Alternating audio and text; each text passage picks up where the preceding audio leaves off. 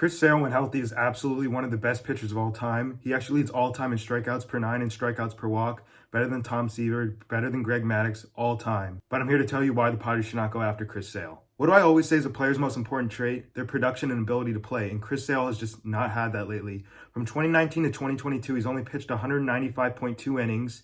That's really plagued him with injuries because he has a 4.09 ERA in those, but he still has a career 3.03 ERA, so he's a very good pitcher.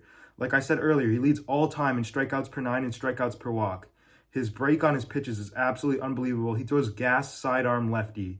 His slider has 6 feet of horizontal break. The only issue with him is that it's too much of a gamble for us. We're in a position where we want to win right now. And if we knew that Chris Sale would probably pitch a lot, yeah, sure, go for it. It's not like Sale's getting any younger. He's going to be 34 in 2023. He's already had one Tommy John surgery, and he can't seem to stay healthy. He was out in 2022 after breaking his hand or something like that. He's just an unlucky guy, and even when it's not an arm injury, there's something else that comes up. But he's owed $75 million over the next 3 years. He already had one Tommy John surgery. I just don't think it's worth to take that risk, and we would definitely have to trade Ha-Sung Kim for him because the Red Sox need another shortstop because they let Xander Bogaerts walk to free agency, and obviously we picked him up. So we'd have to trade Ha-Sung for a pitcher that we're not even sure would even pitch, really. So I just don't think it's worth it, and I don't think it's worth that risk. Another thing to note is that people are saying that if we throw in Ha-Sung Kim, obviously, a couple more MLB players and a couple good prospects, we can also grab Rafael Devers along with Chris Sale. So let me just give a little background in Devers. He's a third baseman and first baseman, left-handed bat, great player. He's one of the best young stars in the game. He's going to be going into his age 26 season in 2023. The Red Sox seem to be making no progress on an extension towards Devers. I really think their front office really screwed everything up.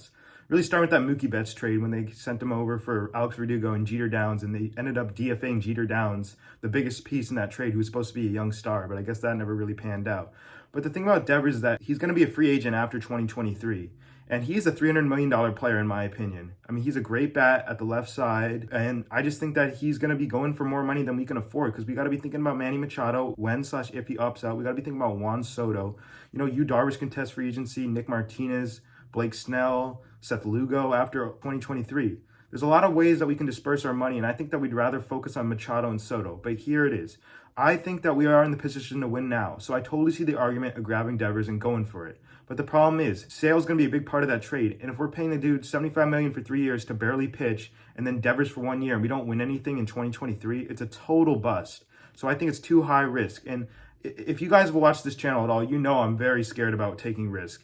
But, you know, sometimes it works out, so I don't know. I just think Devers would be great for us. I really do. He'd probably play first base because he is a third baseman, but he does play first base. I don't know how much he'd want to play first base, but I mean, Cronenworth would be the second, and Kim wouldn't be a problem because he would be in the Red Sox at that point.